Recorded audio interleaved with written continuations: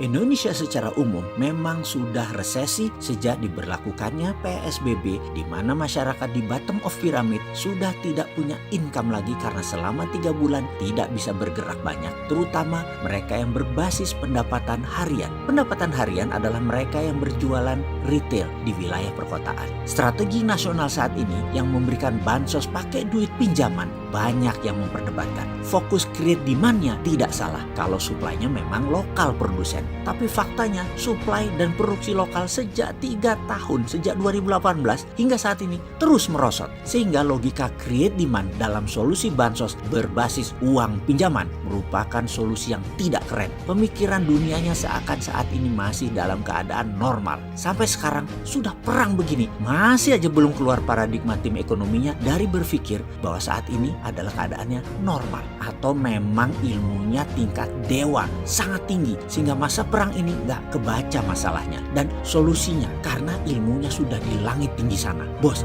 ini perang bos, itu virus corona masuk dalam biological warfare. Penanganannya perang ya kayak perang, survival of the nation mode yang dipakai. Ngerti nggak sih survival of the nation mode? Langkahnya bukan pemadam kebakaran. Waduh, bagaimana sih mau nolong negara ini kok susah bener bikin ngerti para pejabatnya. Gini deh, sekarang kita masuk ke awal masa resesi. Kalau dalam definisi resesi versi NBER, National Bureau for Economic Research, kalau 2 kuartal berturut-turut mengalami pertumbuhan minus, maka kita menjadi resesi. Kita tahu kuartal pertama tahun ini mulai bergerak turun, Januari Maret, dan padahal itu belum dideklarasi masalah COVID. Lalu April sampai Juli kuartal kedua kita minus. Kuartal ketiga Juli sampai September bagaimana? Masih ingat sih mengapa si Bosman ini selalu berkata hati-hati bulan September? Ada apa dengan September? Oktober bisa diumumkan kira-kira. Dan pengumumannya apa? Indonesia resesi. Solusinya gimana supaya nggak resesi? Kan sudah berkali-kali dibilang ganti pemain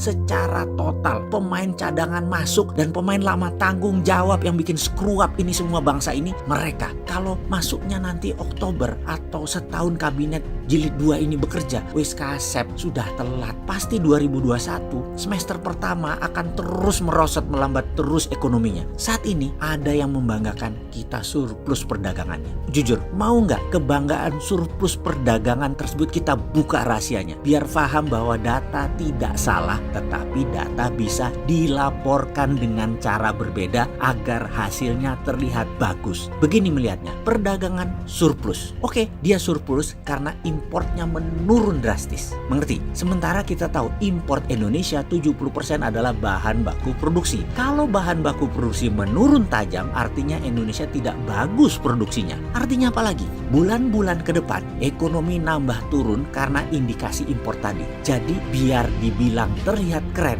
makanya datanya diinfokan sepotong. Walaupun benar, yaitu Indonesia surplus transaksinya. Padahal, iya benar surplus transaksinya, tapi gara-gara impor turun terlalu tajam. Sementara impor adalah bahan baku produksi. Sudah mulai ngerti? Pinter ya cara dia buat laporan? Ya pinter lah, orang dokter S3 yang melaporkan. Lalu ditambah lagi ketegangan Laut Natuna Utara. Maaf, saya lebih memilih istilah Laut Natuna Utara ketimbang Laut Cina Selatan. Karena memang nama tadi atau istilah tadi yang diklaim oleh Tiongkok sebagai traditional fishing ground China sejak ribuan tahun yang lalu, yang harusnya kita berani juga dan bernyali juga mengatakan jancuk kon Tiongkok. Sejak ribuan tahun yang lalu tempat itu sudah traditional fishing groundnya kami orang Natuna. Jadi 200 mil laut utara Natuna itu laut kami, cuk. Ketegangan Laut Natuna Utara sisi utara yang dianggap biasa oleh pejabat kita jadi tidak terasa dan tidak memperhitungkan banyaknya langkah-langkah diplomasi catur atau malah ngajak damai. Ini lucu, damai di negara yang dua-duanya perlu perang, kok nggak nyandak ngelihatnya. Asli ini lucu. Bos, mereka berdua memang mau perang, tapi perang ala mereka. Yo mikir dikit lah wahai pejabat.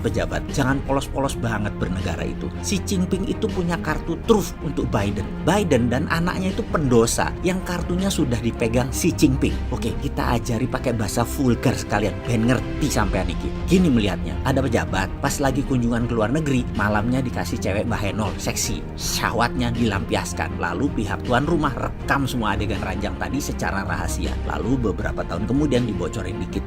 Ingat nggak adegan ini ke pejabat tadi? Langsung itu pejabat bagai kerbau dicucuk hidung. Nurut sama bohirnya sudah. Mati aja lo kalau udah kayak gitu. Pejabat di banyak negara yang terima suap Tiongkok itu lebih dari 70 negara di dunia ini, dan lengkap dokumennya pihak Tiongkok punya. Kapanpun mereka pakai bisa. Di sisi Biden sama persis. Sehingga Xi Jinping akan bilang sama Trump, lu mau jadi presiden lagi? Huawei 5G Cina yang kontrol ya. Gue beli gandum sama kedelai lu bulan September Oktober tahun ini biar dapat dukungan dari para petani yang merupakan 20% suara rakyat Amerika. Kemudian persis seperti Rusia, dalam satu malam sebelum Pilpres 2016, segala dosa Hillary Clinton, email-email negara yang masuk ke ranah pribadi Madam Secretary disikat sama Rusia, disebar. Bubar langsung kepercayaan terhadap Hillary dan Trump menang. Apa Trump nolak tawaran Xi Jinping itu? Pasti disambut baik dan perang dagang untuk sementara posisinya draw sama kuat. Trump presiden lagi. Mungkinkah dengan strategi begini ternyata Biden tetap menang? Lalu Tiongkok bagaimana? Adalah langkah Tiongkok yang tetap bikin Joe Biden gak bisa apa-apa. Malah negara lain kejepit efeknya. Tahu kan langkah Biden dan Tiongkok apa? Terus Indonesia bagaimana?